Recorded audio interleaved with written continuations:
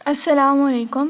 CSS for beginners की playlist में आज हमारा लेक्चर नंबर 4 है और इस लेक्चर नंबर 4 में हम कलर्स को पढ़ेंगे। कलर्स क्या होते हैं और CSS और HTML में कलर्स कैसे ऐड किए जाते हैं वो सारी चीज़ें हम देखेंगे। अभी आपको स्क्रीन पर नज़र आ रहा है कि मैंने एक फ़ोल्डर ओपन किया हुआ है CSS फॉर बिगनर्स। इसमें मैंने 2 फाइल्स बनाई हुई हैं, colors.html के नाम से और css.css के नाम से। colors.html के नाम से मैंने यहाँ पे h1 एक हेडिंग बनाई हुई है और आज का टॉपिक लिखा हुआ है, साथ में एक div बनाई हुई है। style.css की शीट में मैंने div को हाइट दी हुई है, विड्थ दी हुई है और एक बॉर्डर दिया हुआ है। अब ये काम मैंने क्यों किया है, क्योंकि मैं हर वीडियो के स्टार्ट में ये काम करती हूँ, तो दैट्स वाई थोड़ा टाइम लग जाता है, तो टाइम सेव करने के लिए मैंने ये चीज़ें पहले लिख दी ताकि आपको आइडिया हो जाए, क्योंकि हम इस पर कलर्स अप्लाई करने लगे हैं। जो आज का मेन टॉपिक है, कहीं वो ज़्यादा आपसे स्किप ना हो जाए, ठीक है। अब इन दोनों शीट्स को लिंक करने के लिए यहाँ पे मैंने एक लिंक का टैग यूज़ किया है, ठीक है। लिंक का आपने सिंपली लिखना है, REL कहते हैं रिलेशन को, इसके अंदर आपने लिखना है स्टाइल शीट। टाइप आपने देनी है इसकी text/CSS। href का एट्रीब्यूट लेके आपने जो अपनी CSS की जो फाइल है उसका यहाँ पे नाम दे देना है, ठीक है। उसके बाद आज का हम लेक्चर स्टार्ट करते हैं, क्योंकि मैंने आपको div पे सारा काम करवाना है। तो सबसे पहले हम लोग इसकी आउटपुट देख लेते हैं गो लाइव में जाके।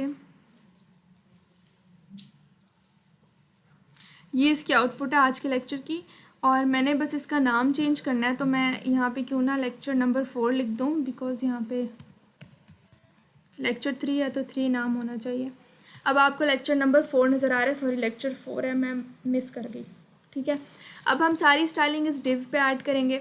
तो div पे ऐड करने के लिए मैंने इसको हाइट दी हुई है और विड्थ दी हुई है। अब ये काम मैंने पहले इसलिए किया क्योंकि हर लेक्चर में बताती हूँ कि जब तक div को हाइट और विड्थ ना दो तो वो नज़र नहीं आती। अब यहाँ पे सिंपली मैंने एक उसको देना है कलर, ठीक है, बैकग्राउंड कलर।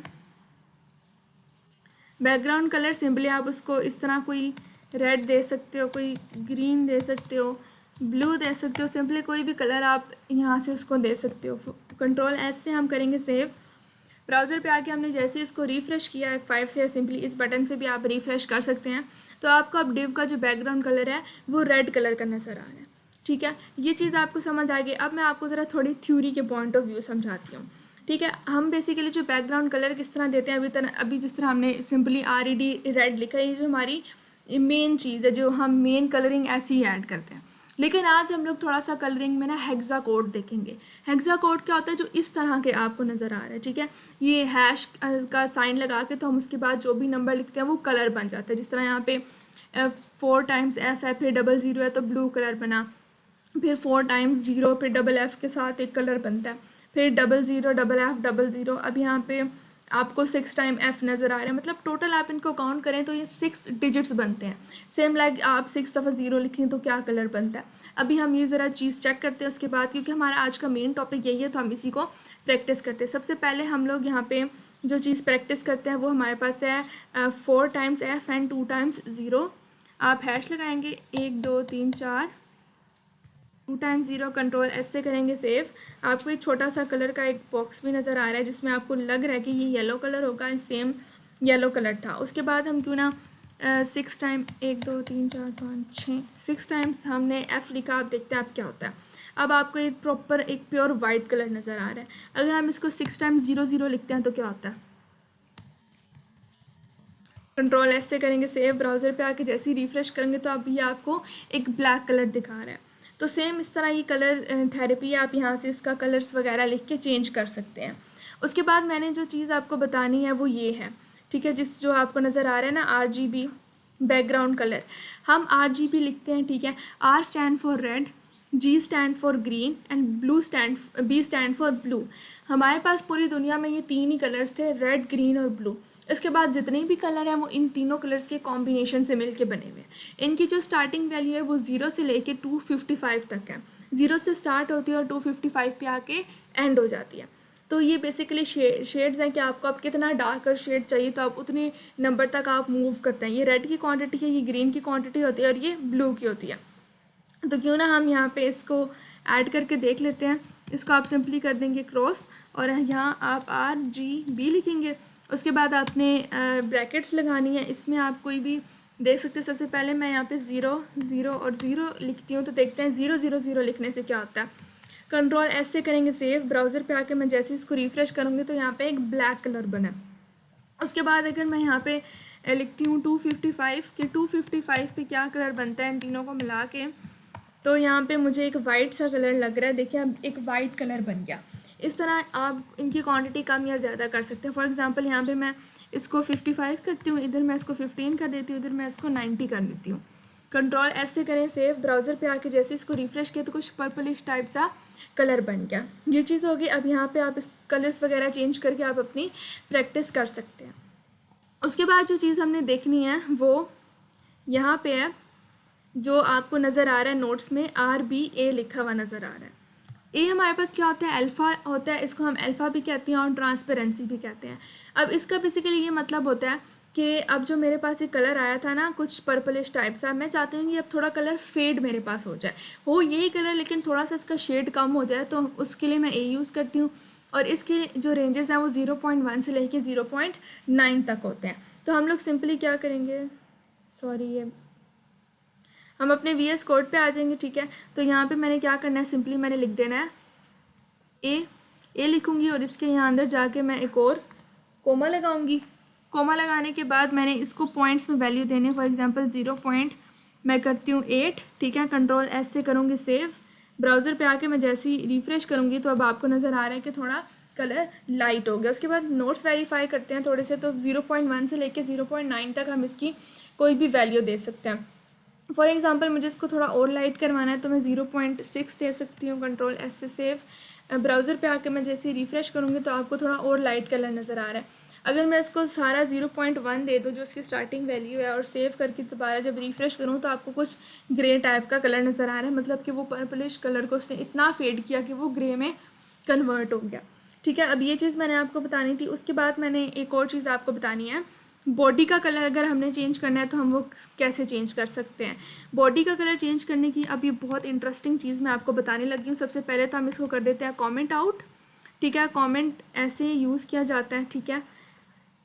जहाँ तक मुझे यहाँ तक कमेंट आउट करना है तो मैं यहाँ तक इस सारे को कमेंट आउट कर दूँगी। अब बॉडी का कलर मुझे चेंज करना है तो मैं यहाँ पे CSS सेलेक्टर लगाऊंगी, बॉडी का BODY बॉडी, ठीक है। अब डिव का आपको देखिए यहाँ पे जैसे मैं रिफ़्रेश करूँ ना आपको नज़र नहीं आएगा ये सारा, मैंने इसको सेव नहीं किया। कंट्रोल एस से सेव, ब्राउज़र पे आई, आपको अब कुछ भी नज़र नहीं आ रहा, जबकि मैंने यहाँ पे स्टाइलिंग में डिव को स्टाइलिंग दी हुई है। तो जब तक वहाँ पे डिव ही नहीं होगी तो वो स्टाइलिंग किसको देगा, ठीक है। तो बॉडी का सबसे पहले मैं बैकग्राउंड कलर चेंज करना चाहती हूँ तो मैं ये लिखूँगी बैकग्राउंड इमेज। आपने यहाँ पे कलर नहीं लिखना, बैकग्राउंड इमेज लिखनी, क्योंकि आपको मैं इंपॉर्टेंट कॉन्सेप्ट देने जा रही हूँ। यहाँ पे आप एक चीज़ लिखेंगे कॉनिक, CONIC कॉनिक, आप एक डैश डालेंगे GRADIENT ग्रेडियंट, और इस तरह आपने एक ब्रैकेट्स डाल लेनी है। इसके अंदर आप जो चीज़ लिखेंगे ना, समझो मैं लिखती हूँ रेड, येलो,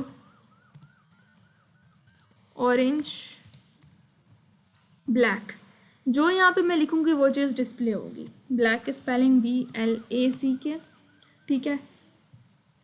यहाँ पे ये था। कंट्रोल एस से करेंगे सेव।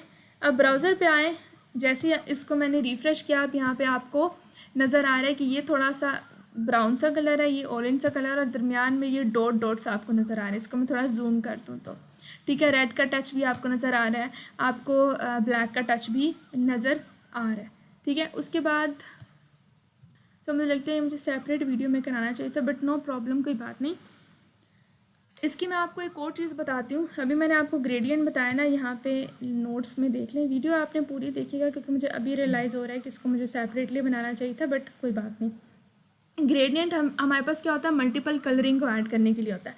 अभी हमने कॉनिक ग्रेडियंट की ना, अब हम लीनियर ग्रेडियंट करते हैं। ज़रा लीनियर ग्रेडियंट करने से क्या होता है, यहाँ पे सिंपली आपने कॉनिक को उठा के लिखना है लीनियर, LINEAR, ठीक है, लीनियर।